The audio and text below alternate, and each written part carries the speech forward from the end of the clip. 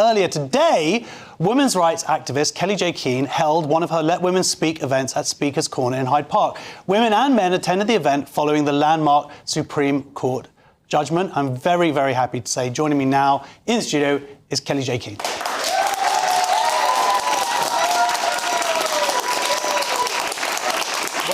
Welcome to Free Speech Nation. This might be a less combative interview than you might be used to historically.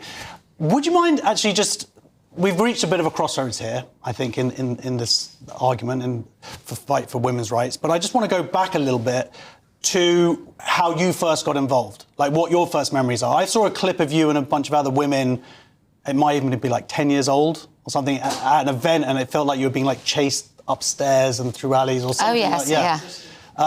Is that how you got involved, or were you involved before that? No, I got involved before that. So 2015, the Conservatives were voted in. I didn't know that was going to actually happen. I was very comfortable on the left.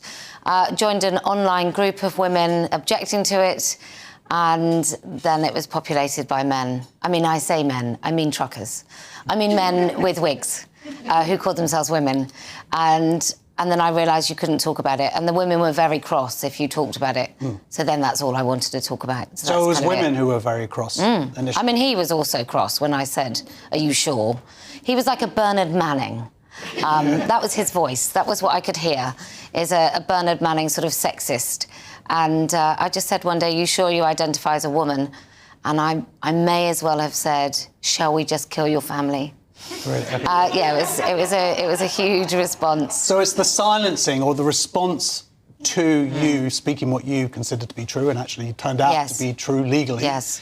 That meant that you were like, if I'm going to get pushed back, then I'm going to push back from that point. Yeah. So you weren't any kind of activist before this, right? No, I was a very happy stay-at-home mother. That's my day job. That was what I was doing. And then I just got repeatedly cancelled, often by women. I was asking a question, does my 11-year-old daughter have the right to use a female-only space and not see an adult penis? And you'd think the answer to that was yes, of course. But no, it wasn't. It was that she was a bigot. Why was I raising such a pervert? Transphobic, yada, yada. It was all pretty shocking stuff. And then I just had to find ways of speaking about it. I ended up in a little secret group where actually most of the women that you will have heard of in this fight were in that secret group, and then we all, well, probably fell out, I don't know, I can't remember. But we all ended up doing slightly different things to bring us to this point. Well, I would say that for me, I mean, you know, you're certainly one of the most pivotal people in terms of seeing some of your videos, seeing your talks, to clarify the issues at stake, I guess. Also, you've been on various podcasts. What is the response that you've had from people in the street? Or do you think that has changed? Do you think initially no one was really aware of any of this stuff and you've kind of seen this exponential growth? Well, I think my place in this whole thing was to tell people that it was happening. I sort of felt like I'm the person who raises the alarm.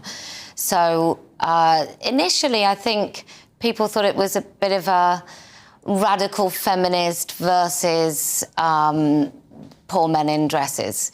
I think it was sort of seeing two little fringe elements of society. And I don't think people understood that what it meant is just anybody calling themselves a woman could end up in a woman-only space. And I don't think I thought that in the beginning. I had no idea.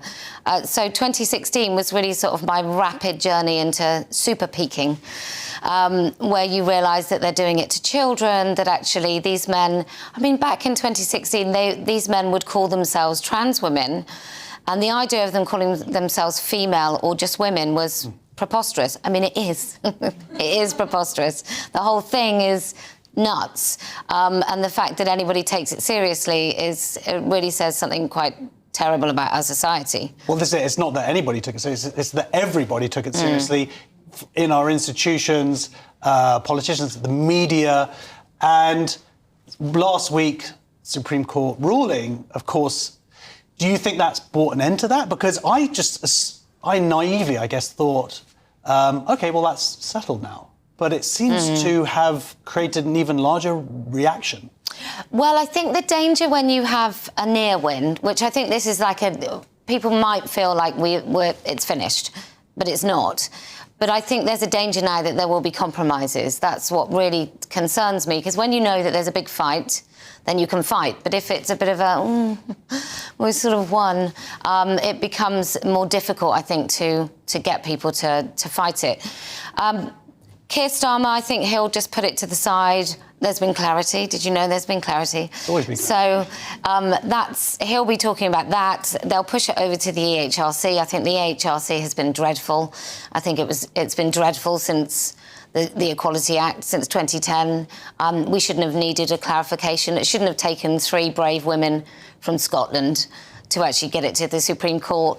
So there'll be a lot of people who now are like, oh my goodness, thank goodness, there is clarity. We can just pretend these were our policies all along and we couldn't really help it. So there will be those. But then there'll be activists, there'll be people that are unionised, so anybody remotely connected to any of the unions, teachers. There will be, I've had communication from women in hospitals where they've already had internal communication that their hospital is going to try and find a way not to adhere to these this ruling at the Supreme Court. But we have to remember this was a ruling on clarification. Nothing has changed. There is no reason that anybody who suddenly realises that men aren't welcome in women-only spaces, there's no reason that they should have thought that an hour before the ruling. Yeah. And do you think that the fight continues? Do you think there is a fight there? Is it that every institution needs to be uprooted? Because we are seeing a lot of denialism, a lot of, I've seen various things put out from theatres and different groups and organisations. We support trans people. We're not going to go along with this ruling. I saw something interesting was that everybody will come into line because they have to obtain public insurance, and they're not going to be able to obtain it if they don't meet the requirements of the... So that, I thought, was quite an interesting element that maybe isn't being focused on yet. I mean, money, right? At the end of it, is it going to cost the money? And if it is, then that's a great thing. I'd like to see us criminalise men and services that allow men in women-only spaces. I would like to see some sort of really clear action from the government on this. You have support here, but we had a government minister on telly today talking about the opposite of that there isn't going to be anybody who criminalises it, there isn't going to be this kind of this policed. Yeah. The analogy that would be that I've sort of seen online this week that seems to work is the difference is what we know now is that men don't have the right to be in women's toilets. So it's not about having someone out in front of the door questioning. The point is it's not just this entitled given right. Just like, and the people have pointed out, we don't have someone checking your licence every time you get into a car. Yeah. The point is it's the law. Then you follow the law or there are possible consequences afterwards. Yeah. So it's somewhat self-policing. All it takes is a few people or 1 or 2 people to be arrested for invading different space. And absolutely. And also I think if councils are liable for their own property, so they're then liable if they don't effectively keep men out, or restaurants or bars or any of these places where they're not adhering to the law, I'd like to see some penalties. If I go into a restaurant and they've got mouldy food in there and the health and safety executive come in, something happens to that restaurant. So I don't know why it would be any different if we subject women to an unsafe environment by inserting a man in there. But in that case, it seems that every restaurant, every theatre, every public space needs to be called to account in that way, which is obviously a huge amount of work, as opposed to them doing the policing themselves. Yeah, well, I think you need a little bit of both, don't you? There needs to be carrot and stick. And I'm a real big fan of sticks. Yes. Well, look, speaking of... So sorry. Enough about your private life. I was wondering whether for you, if I know this isn't the end, but if it is at least a resting point, to look backwards over the last decade, are you not happy with it, but what are your emotional feelings about the way it's happened? Is there anger there? I mean, anger with our society that it went that far, the cost that has been paid by women like yourselves? Yeah. Look, I think that there are significant costs of individual women that will never know who they are or what's really happened to them, but we know that there's plenty of them. So that's something to be quite angry about. Also that at any moment, our government, I mean, I talked about this afternoon, our government shut down a whole country, like, for no reason really, but they shut down a whole country. And to say that they can't do something really significant about this is nonsense. But I think what we have to acknowledge is underpinning this, the reason this particular ideology could take hold is because we live in a society that doesn't really like or respect women very much. And so there's going to be other battles in different shapes that are fundamentally the foundation of which will be misogyny. Well, this is a really interesting point because it was predominantly led by women. And do you think that was important or the most important element of this? Yeah, yes and no. I think women had to be the main voices in this because I've been to your events. I mean, I've hung out in the background. It's only women who speak. I found it very difficult. Clues in the name. Clues in the name. Yeah. Let women speak. Let women speak. Yeah. But I really want... No, OK, fine.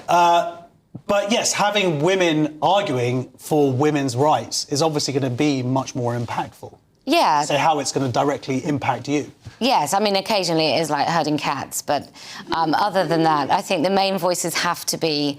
When it comes to women's rights... Just try being a Jewish advocate. But, I mean, it has to be women's voices because we're the only ones that genuinely know what it feels like when there is a male voice in a female-only space. It just totally changes it. And I'm sure that men feel the same when there's a woman in their space. I'm not saying it changes it in the same way, but it certainly will change a conversation. So it has to be our voices.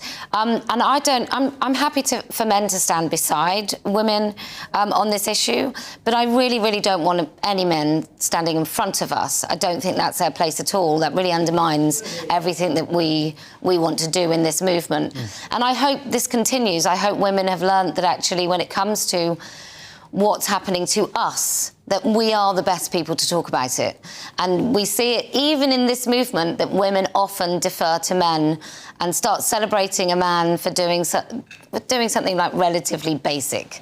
So, you know, but these are women. Can I say it's very difficult to present a TV show. But this, I mean, look, we're women, so we're also socialised as women. So there's often it's a different set of rules, and maybe one of the reasons that some of the women are prominent, probably myself included, is because we buck some of the trends. Like I'm annoyingly confident, and that really doesn't sit well with some women, and I just hope what this thing has done is it's galvanised some women. I think maybe it gave us a fight that we didn't want, but B, the benefit is that we look to other women from all different walks of life. You know, I've had a Russian Orthodox, very devout woman standing next to a radical feminist lesbian, and they have just been there as women, and probably their paths would not necessarily have crossed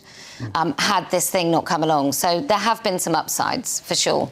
Because there's this idea that gender ideology broke the brain of the world, or the Western world.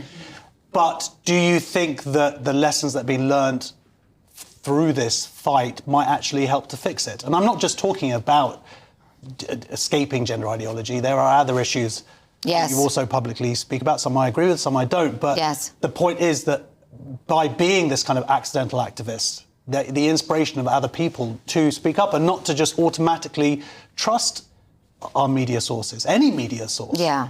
Well, I think what we've all learned is how slippery people who have public platforms are and how much they're willing to lie just to get on. So that's quite a good thing.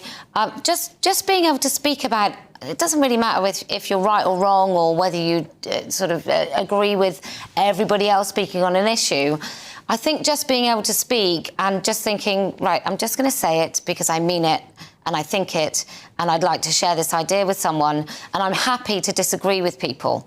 So maybe it will give people a little bit of confidence when it comes to just speaking about things that they feel strongly about, or even not strongly about, just speaking. Because we've lost it. We've lost the art of conversation. Do you think part of that might be because of sort of purity politics? I know that coming from the left, and it was realising that the left is fallible that then led me down the road. Oh, well, if Corbynism, and wait a minute, maybe we're not all wonderfully anti-racist as I thought that we were. And, oh, look, there's a lesbian over here being beaten up by a biological male and being seemingly, and the male is being said, what a great anti-bigot they are. Yes. I wonder how many people sort of will move on from speaking up on this issue to speak out about other issues that concern us. Well, I damn well hope so, because otherwise what a waste of an opportunity. But people are afraid. I tell you what I don't get. I don't get someone seeing this issue for what it is, a big fat lie, and seeing that all the mainstream, people in power, everybody just went along with this stuff, and they're not understanding that is happening in loads of issues all over the country. And I also think our government seems to try to want to make us feel really, really angry with all this gaslighting and dishonesty. And so I just think we all have to step back and think, what is being asked of us? Is it that we suddenly start rioting in the streets and get really angry? And how can we stop that? How can we not give them what they want? And the only answer to that is to speak and to kind of thrash it out verbally before it gets to violence. Well, that's it, I guess to be engaged would be the first step. And I wonder how much it feels like a big crossover moment in the argument was when Ilo Bryce and you have a male rapist going to a female jail. Friends of mine in my liberal little enclave would sort of be like, oh, it's a non-issue, this whole, why are you interested in this, why are you talking about this all the time? Because it felt to me so pivotal. But when that happened, and when people could see very clearly where this ideology lent, the silent majority, it feels like that's when they spoke up or made themselves aware. And that's when Labour and all the different political parties really had to start grappling with it, because they were like, most people go, no, this is wrong. Yeah. I think to be British, there's that focus on fairness. And I don't think anyone sane anyway would look at that situation of a male rapist in a female jail and go, yeah, that's right, that's fair. I mean, for those of us that have been sort of involved in this for a long time, I think we thought sterilising children might be the thing that people thought that's pretty bad, or certainly rapists in women's prisons. But there's been so many things, women being convicted of crimes of like having stickers, or calling some repulsive man online, I think he was called a pig. I mean, I had someone send me a £10,000 money claim on the basis that I called him a misogynist. When I say someone, I mean a misogynist sent me a £10,000 money claim. It's £20,000 now. But I've been interviewed, 3 times by the police? I mean, all these things, you'd think that it would make normal people wake up. But I guess whatever it is that wakes them up, but they just can't go back to sleep again, because that would be unforgivable. Well, I would argue that you've woken many, many people, and you've done a fantastic job. Ladies and gentlemen, please, a massive round of applause.